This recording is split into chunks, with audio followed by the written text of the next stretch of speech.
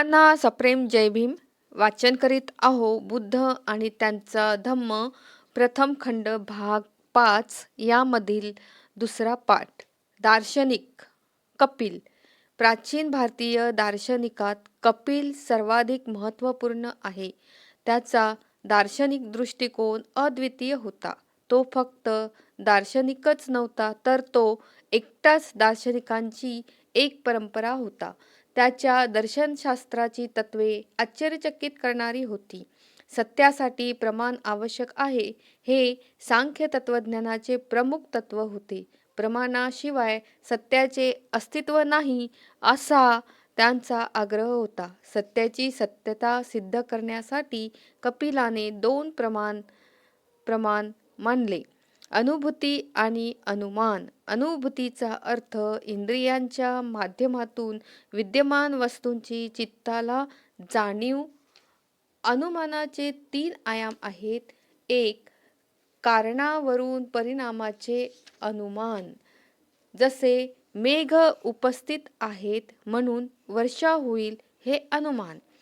परिणामावरून कारणांचे अनुमान. जसे खोऱ्यात नदीला पूर आला, यावरून पर्वतावर वर्षा झाली, हे अनुमान.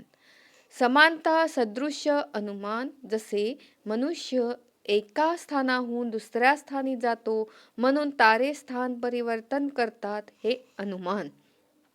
त्याचा दुसरा सिद्धांत कार्यकारण भाव आहे. त्याचा संबंध उत्पत्ती आणि तिच्या कारणाशी आहे. कोणीतरी सृष्टीकर्ता आहे आणि त्याने सृष्टी निर्माण केली, हे कपिलाला मान्य नाही. त्याचे मत होते की उत्पन्न वस्तू प्रथमपासूनच तिच्या कारणात विद्यमान असते. जसे मातीचा घडा मातीच्या रूपाने विद्यमान असतोच, वस्त्र सूत रूपाने विद्यमान असतेच.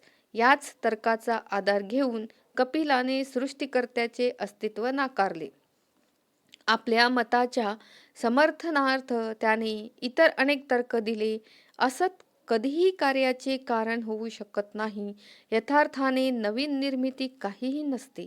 निर्मिती ही ज्यातून निर्माण होते त्या सामग्री व्यतिरिक्त काहीही नसते. वस्तू अस्तित्वात येण्यापूर्वी सामग्रीच्या रूपाने विद्यमान असते. त्याच सामग्रीतून त्या वस्तूची निर्मिती होते. निश्चित सामग्रीपासून निश्चित वस्तू निर्माण होते. निश्चित सामग्रीच निश्चित वस्तूच्या रूपात रूपांतरित होते. मग या यथार्थ विश्वाचा मूळ स्रोत कोणता? कपिलाच्या मते या यथार्थ विश्वाचे मूळ स्रोत दोन: व्यक्त आणि अव्यक्त. व्यक्त अव्यक्ताचा स्रोत होऊ शकत नाही. व्यक्त अव्यक्ताचा स्रोत होऊ शकत नाही. व्यक्त वस्तू व्याप्तिबद्ध असतात, म्हणून विश्वाच्या मूळ स्रोतांच्या प्रकृतीशी त्यांचा मेळ बसत नाही. सर्व वस्तूत काही समान तत्वे विद्यमान आहेत. कोणतीही एक वस्तू दुसऱ्या वस्तूचा अंतिम स्रोत मानली जाऊ शकत नाही. एवढेच नव्हे तर या सर्व वस्तू एकाच मूळ स्रोतापासून उत्पन्न होतात, म्हणून वस्तू मूळ स्रोत होऊ शकत नाही. कपिलचा पुढील तर्क असा होता: कारणापासून परिणाम भिन्न असलाच पाहिजे. परिणामात कारण समाविष्ट असले तरीही हे असे आहे म्हणून यथार्थ सृष्टीच्या निर्मितीचा मूळ स्रोत होऊ शकत नाही. ही सृष्टी कोणत्या तरी अंतिम कारणाचा परिणाम असावी. जेव्हा हे विचारले गेले की अव्यक्ताची अनुभूती का होत नाही, अव्यक्त इंद्रिय गोचर क्रिया का करीत नाही जेणेकरून त्याची अनुभूती व्हावी, तेव्हा कपिल म्हणाला, याची अनेक कारणे असू शकतात. कदाचित त्याची सूक्ष्म प्रकृती त्याच्या अनुभूतीला बाधक असेल.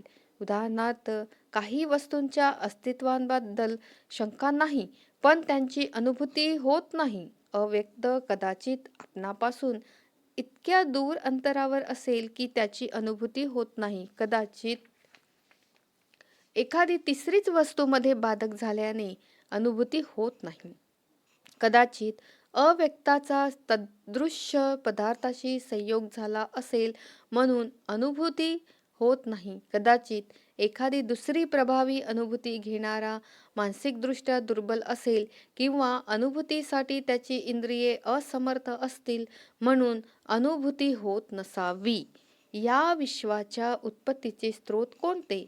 विश्वाचे व्यक्तरूप आणि अव्यक्तरूप यात काय अंतर आहे असे विचारले तेव्हा कपिल उत्तरला, ज्या वस्तू व्यक्त आहेत त्यांचे कारण आहे, ज्या अव्यक्त आहे त्यांचेही कारण आहे.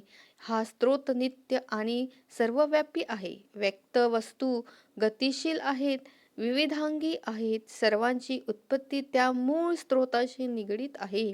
पण स्रोत क्रियाशील नाही आणि विविधांगीही नाही. व्यक्त वस्तू संख्येने पुष्कळ आहेत आणि अवकाश व काल यांच्या बाबतीत मर्यादित आहेत. त्याचे मूळ एकच शाश्वत आणि सर्वव्यापी व्यक्त वस्तू क्रियाशील आणि सावयव असतात. सर्वांचे मूळ कारण सर्व वस्तूंमध्ये अंतर्भूत असते, परंतु ते निष्क्रिय आणि एकसंग असते. कपिलचा तर्क असा होता की अव्यक्ताच्या व्यक्तात परिणितीची प्रक्रिया ही त्यांच्या उत्पत्तीचे कारण असणाऱ्या 3 तत्वांच्या क्रियाशीलतेचा परिणाम होय. सत्व, रज आणि तम ही 3 तत्वे होत. यांना 3 गुण असेही म्हटले जाते. उत्पत्तीच्या कारणांपैकी प्रथम तत्व सत्व हे प्रकृतीतील प्रकाशासम आहे. हे तत्व प्रगटीकरणास कारणीभूत ठरते. हे तत्व मनुष्य मात्रांना सुखकारक आहे. दुसरे तत्व रज हे प्रेरक तत्व आहे. हे क्रिया संचलनाशी संबंधित प्रेरक तत्व होय. यातून क्रियाशीलता निर्माण होते. तिसरे तत्व तम हे जडतेचे तत्व द्योतक होय. हे बाधक तत्व आहे. या तत्वातून उपेक्षा आणि निष्क्रियता यांची उत्पत्ती होते. ही 3ही तत्वे परस्पर संबंधाने क्रियाशील होतात. ही तत्वे एक दुसऱ्याला प्रभावित करतात. ही तत्वे एक दुसऱ्याला सहाय्यकही ठरतात. ते एक दुसऱ्याशी संयोगही पावतात. उदाहरणार्थ, दीपकाची कारक तत्वे ज्योत, तेल आणि वात यांचा संयोग. जेव्हा 3ही तत्वे पूर्णपणे संतुलित असतात, कोणाचाही कोणावर प्रभाव नसतो, तेव्हा विश्व अचेतन अवस्थेत आहे असे वाटते. उत्क्रांतीची प्रक्रिया थांबली आहे असे वाटते. जेव्हा ही 3ही तत्वे परस्पर संतुलित नसतात, एक दुसऱ्याने प्रभावित होतात, तेव्हा विविध सचेतन होते आणि उत्क्रांतीची प्रक्रिया आरंभ होते. या तत्वात परस्पर असंतुलन का निर्माण होते असे विचारले तेव्हा कपिल म्हणाला, या 3 तत्वांचा असंतुलन निर्माण होण्याचे कारण दुःखाचे अस्तित्व हेच आहे. कपिलच्या तत्वज्ञानाची तत्वे अशी होती. प्रचलित सर्व दर्शनांपैकी बुद्ध कपिलाच्या दर्शनाने सर्वात जास्त प्रभावित झाला होता. कपिल हा एकमेव असा दार्शनिक होता की ज्याचे तत्वज्ञान बुद्धाला तर्क आणि यथार्थ यावर आधारित आहे असे वाटले. परंतु कपिलने जे काही प्रतिपादिले ते सर्वच बुद्धाने स्वीकारले नाही. बुद्धाने कपिलच्या तत्वज्ञानातील 3 तत्वे ग्राह्य मानली. बुद्धाने ग्राह्य मानलेले प्रथम तत्व म्हणजे सत्याला प्रमाण आवश्यक आहे. विचार विवेकावर आधारित असावा हे होय. बुद्धाने ग्राह्य मानलेले दुसरे तत्व म्हणजे ईश्वराचे अस्तित्व आहे आणि ईश्वर हा सृष्टीचा निर्माता आहे या गृहीताला तार्किक किंवा यथार्थाचा आधार नाही हे होय. बुद्धाने ग्राह्य मानलेले तिसरे तत्व म्हणजे या जगात दुःखाचे अस्तित्व आहे हे होय.